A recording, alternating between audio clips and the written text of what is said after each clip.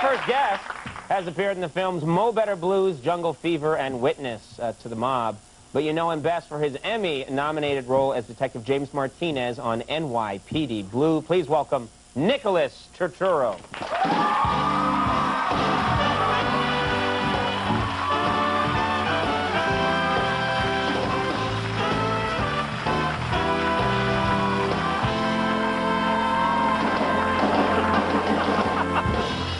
I thought you started to have a seizure there. I was worried for you. I was loosening up. Loosening up? You getting ready, huh? Like you. You got to be psyched, right? Hey, I'm very psyched. A lot of Italians in the house. Yeah, I like it. Oh, yeah, what, you including me in the Italian Brotherhood? Well, you kind of dressed a little different tonight. What do you mean? What did I do? You gotta let that wise guy look. Well, yeah, Tucci, Turturro, Wilco, who is he? Yeah, Wilco. Yeah, Giuseppe Wilco. Oh, Giuseppe Wilco. A simple puppet maker, yes. No, this is not a... I wear stuff... You think I'm trying to pass as a wise guy? That would not work, you know? Probably not, but you never know. Got too much Opie going on here to pass as a wise guy. You got to be happy, though, because local boy, you know, you've made good, but... You come back here and the Yankees win last night in the playoffs. That's great. Are you excited about this? Are you a fan? I'm a big fan. I'm a diehard fan. I'm a real, true fan. I'm not a fake fan. I'm not a bandwagon fan. I'm a Yankee fan. See, I'm a bandwagon fan, you know? I wait until a team looks like it just about can't lose, and then I'm like, hooray! Yeah, but you're from Boston. Yeah, I'm from Boston. Yeah. You're a Red Sox fan? We'll see. Thank you. That's a smart answer. We'll just see what happens. No, I grew up a Red Sox fan, but that's, you know, that's tough. But now I'm here in New York. I can't walk around wearing like a Red Sox cap. Why not? Because people would beat the stuffing out of me. No, when I was a kid, they told me when I was a kid growing up in Boston, I remembered in grade school people saying, if you wear a Red Sox cap to Yankee Stadium, you'll get murdered. People said that. I remember believing it, and it's probably what, half true? Somewhat. In the 70s, true. Yeah. Now. You're married. Your wife, is she also a baseball fan? Does she like it? Well, she likes it. She doesn't like it the way I like it, but she likes it, and I kind of got her involved in it. But sometimes, you know, it wears on the marriage. You know. Really? And what? Yeah. She doesn't like you sitting there watching the games all the time? Well, she says that our life revolves around baseball. She exaggerates. It doesn't really revolve around it. I definitely cut down. I only go to a few games a year. But she says we make trips to here, to there, and it all centers around baseball. Baseball. I said, well, you know, I mean, this is what I like. I like you, and I like baseball.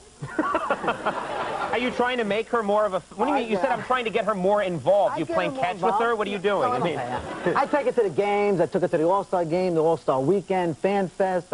She's got favorite players now. She likes some of the Latin players, you know, but that's okay. Yeah. Sure. That's cool. She likes the game. She just doesn't like it the way I like it. I love it. Right. Because you're not a bandwagon fan. You're a real fan. I'm a real fan. Yeah. Not a bandwagon fan. Now, but you live in Los Angeles a lot of the time. Yeah. What do you do there? Do you get into the Dodgers? Do you go to Dodger games? I go to Dodger games, Angel games, and it's just not the same out there. The fans are a little weird. What do you mean? They're weird. You know, like in Anaheim, they get a little crazy. Not really crazy. They have a, you know, I don't know. They're just weird. I want to know. What do you mean by weird? You know, I mean, as opposed to like a Yankee fan. Well, like my cousin Gabe. You know my cousin Gabe? Oh, you don't know him, but... Sure, from the old neighborhood. Yeah, Gabe. I know Gabe. Oh, you know Gabe. You've heard about Gabe. I've talked about him. You've talked about Gabe on the show before, yeah. He's like Luca Brasi. He's my hitman. Right. So he loves to cheer. He doesn't matter who he cheers for. He's just like, yeah. He's like Joe Pesci. Yeah. He's like, he loves to cheer, you know. He loves to cheer. And I told him, I said, Gabe, just don't curse, don't offend nobody, but cheer all you want. Right. And this guy in L.A., like, jumped in his face, put his finger, hey, cut it out. And I said, Gabe, I said, you know, don't ever let anyone put your finger in your face. I said, in New York, we would have got that guy. We would have got him. We would have got him? No, we would have got him. You would have got him? He would have been taken care of. He would have been taken care of. What is the etiquette? If someone puts their finger in your... What do you do? Buy it? What do you do? Well, you take his finger... You take the... I'll do it to you, and you show me in slow motion what you do. I'm like, you idiot, you got no... That's too close for comfort. Okay, so you grab... Back up. So you grab the finger, and you push it like it's a handle, and you push the guy back. It's just not right, you know. I mean, you know. Right. So did a fight break out? Did you take care of the guy? Or I almost went at it, but, you know, they told me, listen, take it easy, you know. Right. You got too much to lose, he doesn't. I just wanted to get the guy. But yeah, I let it go. I let it go. It's L.A. They're not passion. There's no passion about baseball. Really? Anaheim's even worse. That's like the Twilight Zone. They just go there to sort of, like, you mean celebrities go there to be seen on camera seeing the game, right? Yeah, they all go there, you know, and they leave in the 6th inning, the 7th inning. Right. They get there in the 4th inning. Talking on their cell phones the whole time? They're on the phone, you know. I hate those people. Well, no. I got to live there. Come on now. I wanted to get you to go too far. Well, now, are you going soft out there, too? Because I got a little soft. Yeah, but I'm getting my edge back now. I'm getting my edge. I come back more to New York. I'm here in the summertime. You know, I'm trying to get my edge back. But I've gotten a little soft there. What do you mean? Like, how soft? You just get comfortable. You get comfortable. Like in my backyard, I have this remote control that works the pool and the jacuzzi. When you have a remote control for your backyard, you've gotten soft. Yeah. That's pretty much a die-hard rule. What kind of work does a pool need? It just sits there being full of water. Yeah, well, I turn on the jacuzzi. I turn on my little waterfalls that I got. You know. There's a waterfall in your pool? Yeah, I got water coming through. Did you buy Liberace's estate? What the hell did you... You know what? The house that was the big attraction, the yard and the pool. And then I discovered nothing in the house worked, so I fixed everything. And then I discovered after 2 years it was too small, so now I knocked everything down and I'm like putting up a bigger house, a real house. But you left the pool with the waterfall. But the pool and the waterfall I have right now. What do you need a waterfall for? You don't need a waterfall. Get rid of that. It came with the attraction. What can I tell you? It's like a little water world you got back there. Yeah. Now I built a balcony. I built out and up, and so now I can work the waterfall from my balcony. I can look at my pool. What kind of... So you go out to your balcony and you're like, I command you rise! Click. And I became like a general contractor, too. Oh, really? Yeah, I got all these, like, Mexican guys working for me, and I'm, like, running the whole job. But I don't know what I'm doing. Get this guy, get that guy, get the electrician, get the plumber. I need this, I got plans. I don't know what I'm doing. So like the Three Stooges, you have no idea. You don't know what you're building. I really don't know. I'm building what I think. You know, I'm just kind of going with the flow. But it's coming. It's looking nice. It's looking nice. But I have nowhere to live right now. But it's looking nice. Yeah. You can hang out here if you want on the set. I could, right? There's a bench back there. You're welcome. We'll have other guests here, and you'll just be in the background waving.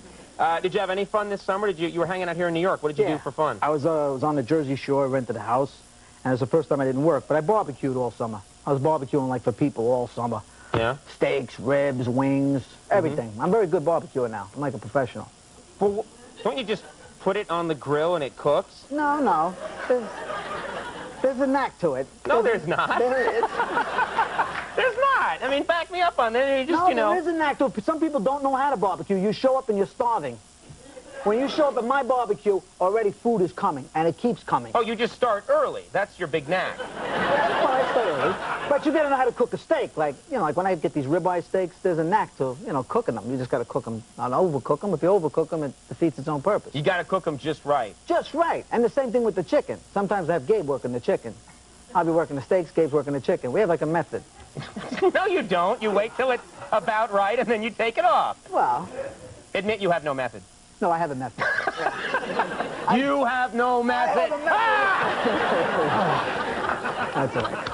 But you look good. You do look good. Thank you. I didn't mean that in an attractive way. You did, sort of. You're funny. You know, one of my cousins likes you. Ecoy, his name is. One of them. But he's corny. When I say I got like, you know, like I've got like 50 cousins. These are all if I said to Andy, you know, one of my cousins likes you, that would be a big insult.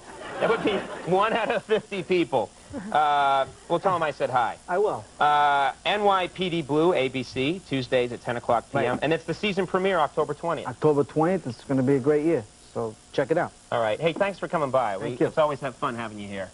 Nicholas Turturro, ladies and gentlemen. We got Stanley Tucci coming up. All right. Oh,